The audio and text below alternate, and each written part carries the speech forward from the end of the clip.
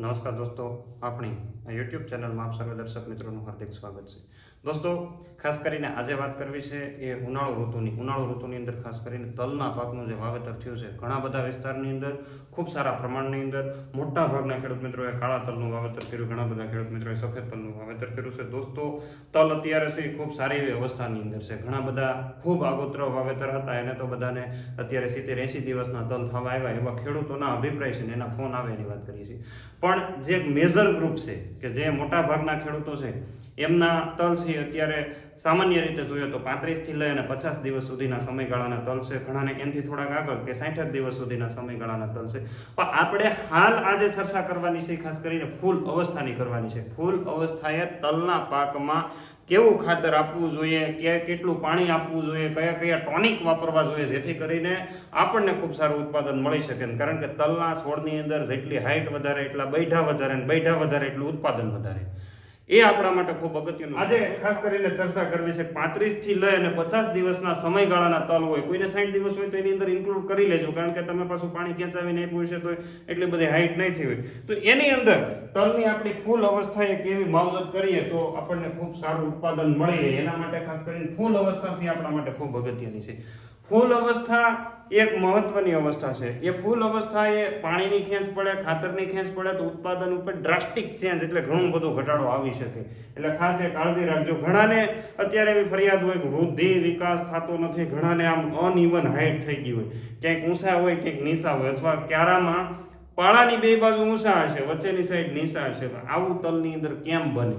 આવા બધા ઘણા પ્રશ્નો હોય છે. તો એના નિરાકરણ માટે આપણે શું કરવું જોઈએ એની ખાસ આપણે ચર્ચા કરશું. તો વૃદ્ધિ અને વિકાસ ઓછો હોય. દોસ્તો, તલનો વૃદ્ધિ વિકાસ થવો ખૂબ અગત્યનો છે. એની અંદર ખૂબ સારા એવા બૈઠા તો જ આવશે. એટલે તમે છે ખાસ એનો વિકાસ કરવા માટે જિબ્રેલિક એસિડનો ઉપયોગ કરી શકો છો.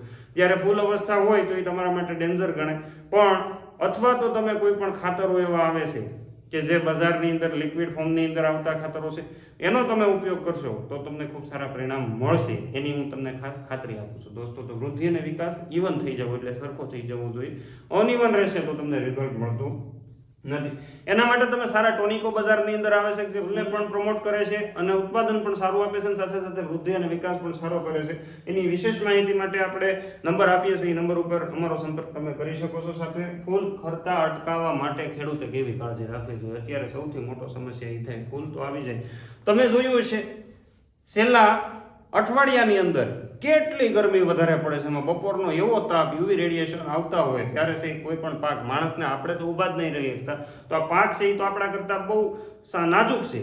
તો આ સેન્સિટિવ પાક આ તાપમાનમાં કેમ ઊભો રાખવો એ આપણા માટે ખૂબ અગત્યનું હોય. એટલે ફૂલ ખરતા અટકાવવા માટે એને યોગ્ય ભેજની માત્રા જળવાઈ રહેવી ખૂબ અગત્યની છે. યોગ્ય ટોનિકોનો ઉપયોગ થવો જોઈએ જેથી કરી અને ફૂલ છે એ બધા ખરે નહીં. અને ખાસ તમને ભલામણ એવી કરવાની છે કે જેમ આપણા ઘરે હોય કે ગોળ અને દૂધનો છંટકાવ થવો જોઈએ. દોસ્તો, એક પંપની અંદર તમારે 100 ગ્રામ જેટલો ગોળ અને 250 ml જેટલું દેશી ગાયનું તાજું દૂધ જો ઉપયોગ કરવામાં આવે તો ખૂબ સારા પરિણામ મળે છે. એનાથી ફૂલની સંખ્યા પણ વધશે, મધમાખીની સંખ્યા પણ વધશે અને બીજું એમાં ઉત્પાદન, ફૂલ ખરતા ઘટે એટલે ઉત્પાદન સારું વધે છે. એટલે ખાસ કાળજી દોસ્તો રાખવાની છે. ફૂલને ખરતા અટકાવવા માટે પાણીની સુવ્યવસ્થા જળવાઈ રહે, ગોળ દૂધનો છંટકાવ થવો જોઈએ. એની અંદર કેલ્શિયમની માત્રા ભરપૂર હોય એટલે તમને ઘણો બધો ફાયદો કરશે.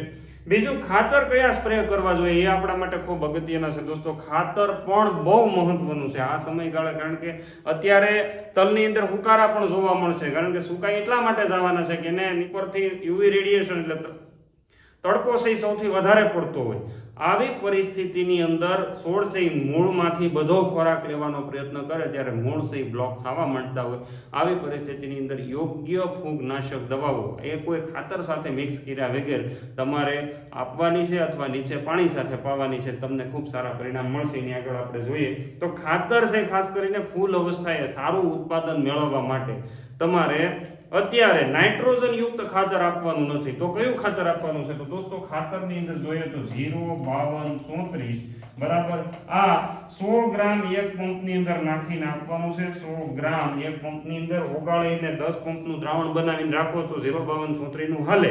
બરાબર, તો તમારે 05234 100 ગ્રામ, એની સાથે બોરોન તમારે 20 ગ્રામ આની સાથે આપવાનું છે. ને પછી માઇક્રો ન્યુટ્રિયન્ટ અત્યારે જે બજારની અંદર ચિલેટેડ ફોર્મની અંદર જે માઇક્રો ન્યુટ્રિયન્ટ આવે છે એ તમે 10 ગ્રામ એક પંપની અંદર નાખશો તો તમને ખૂબ સારા પરિણામ. આની સાથે ટોનિક નાખી દેવા, નહીંતર પાછા રિઝલ્ટ નથી. અને બીજું, જ્યારે ઉનાળાની અંદર કોઈ પણ વખતે દવા છાંટતા હોય ને ત્યારે પહેલી કાળજી એવી રાખવાની છે કે દવા આપણે સાંજના સમયે 4-5 વાગ્યાના સમયે છાંટવી.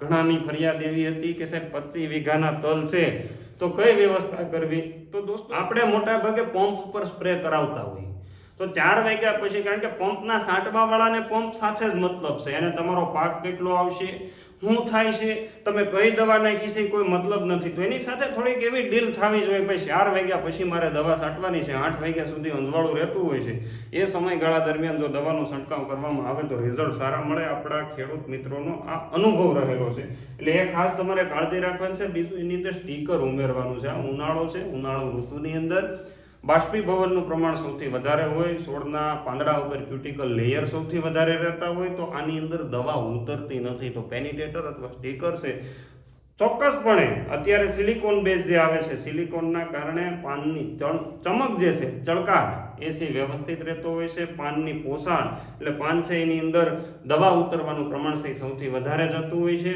તો સિલિકોન બેઝ સ્ટીકર નાખવા જરૂરી છે. એટલે 5 ml એક પંપની અંદર આ સ્ટીકર એડ કરવા.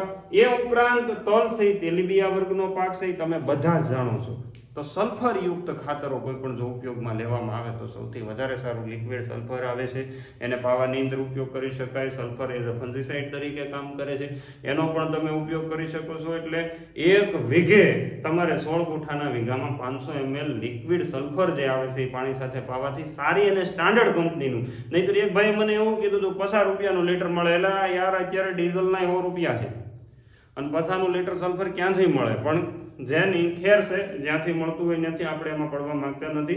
પરંતુ દોસ્તો, સારું અને સ્ટાન્ડર્ડ કંપનીનું ખરીદી અને વાપરશો તો તમને ખૂબ સારા રિઝલ્ટ મળે છે. આ સિવાય તમે પ્રાકૃતિક ખેતી કોઈ કરતા હોય અથવા તો તમે રાસાયણિક કરો ને તમને મન થાય તો જીવામૃત, ખૂબ સારું એવું જીવામૃત ટોનિક તરીકે કામ કરે છે. માઇક્રોબિયલ કલ્ચર છે, પાણી સાથે 1 એકરની અંદર 200 લીટર જીવામૃત આપવાથી ખૂબ સારા પરિણામ આપે છે. અને દર 15 દિવસે જીવામૃત આપી શકાય. અને ઘણા બધા ખેડૂત મિત્રો આનો ઉપયોગ કરી ચૂક્યા છે અને કરી રહ્યા છે, તો આને ખૂબ સારા પરિણામ મળે છે. એટલે જીવામૃતનો ઉપયોગ પણ તમારા માટે ફાયદાકારક થશે. કેમ બનાવવું તમને ઇન્ટરનેટના સોર્સથી અથવા તો ઘણા બધા માધ્યમ અત્યારે તમારી પાસે માહિતી હશે જ હશે. એટલે ખાસ તમારે એ ભૂલવાનું નથી. સલ્ફરનો ઉપયોગ મેં તમને કીધું હતું એ પ્રમાણે 500 ml એક વીઘાની અંદર. આ સિવાય ખાટી છાશ તમારી પાસે પડી હોય તો ખાટી છાશનો પણ ઉપયોગ કરવાથી ખાટી છાશ તમે 1 વીઘે 5 લીટર સુધી પાઈ શકો છો. ખૂબ સારા પરિણામ એના પણ મળે છે.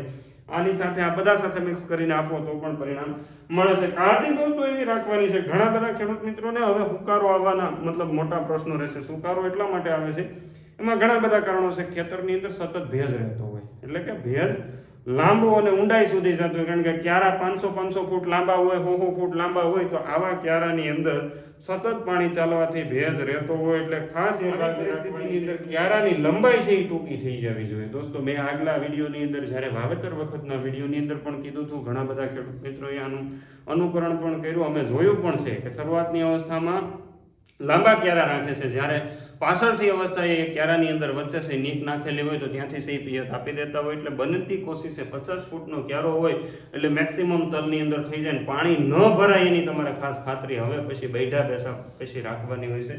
એ પછીની વાત કરીએ તો યુરિયાનો ઉપયોગ ઘટાડવાનો છે. ઘણા બધા ખેડૂત મિત્રો ફોન કરે યુરિયા નાખી દઉં. દોસ્તો, યુરિયા નાખવાથી સુકારો આવવાની શક્યતા 100% વધી જાય છે. કારણ કે યુરિયા છે એ છોડને છે એ નબળો પાડે, એટલે કે એના સેલ છે એ થોડાક વીક પડે અને વિકાસની દિશામાં આગળ વધતા હોય ત્યારે રોગ જીવાતનું પ્રમાણ પણ વધે છે, સુકારાનું પ્રમાણ પણ વધે છે અને ઉત્પાદનની અંદર ઘટ યુરિયા છે એ તમારું લાવી શકે છે. એટલે ખાસ તલના પાકની અંદર પછી હવે કોઈ યુરિયાનો અવકાશ નથી, એટલે યુરિયા ન નાખવામાં આવે તો તમારા માટે બેસ્ટ રહેશે. આ સિવાયની વાત કરીએ તો પાણી સાથે નેચરલ લિક્વિડ જે આવે છે દોસ્તો, ખાતરી સાથે આ વર્ષની તમને એવું લાગતું હોય કે આ વાત ખોટી છે તો તમે મને ફોન કરજો, હું ખેડૂતના નંબર આપીશ. નેચરલ લિક્વિડ 1 વીઘે 1/2 લીટર પાણી સાથે આપવાથી ઉપરથી રેપિડોને આપણે જે સ્પ્રે કર્યા હતા આગળના પાકોની અંદર એના પણ પરિણામ સારા મળ્યા હતા. તો આ છે એના રિઝલ્ટ લેવા હોય, જેને ઉત્પાદન લેવું છે એના માટેની વાત છે. તેવા દોસ્તોએ ખાસ કરીને અહીંયા આપેલા નંબર ઉપરથી એની વિશેષ માહિતી તમને મળી રહેશે. નેચરલ લિક્વિડ 1 વીઘાની અંદર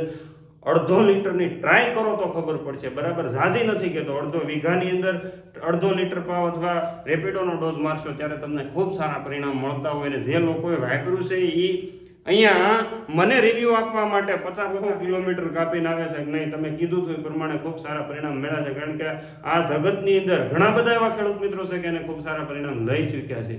તો દોસ્તો ખાસ એ કાળજી રાખજો. બીજી તમને લાંબી કોઈ આજના આ વિડીયોની અંદર ચર્ચા નથી કરતા, પણ તલના પાકની છે એ પિયતની અંદર ખેંચ પણ ન પડવી જોઈએ. ફૂલ અવસ્થા પછી તલના પાકમાં ખેંચ પડશે તો પણ ઉત્પાદન ઉપર માઠી અસર થતી હોય છે. એટલે દોસ્તો એ ખાસ કાળજી રાખવાની છે. આટલી માહિતી આપીને વિરમું છું. અસ્તુ, જય હિન્દ.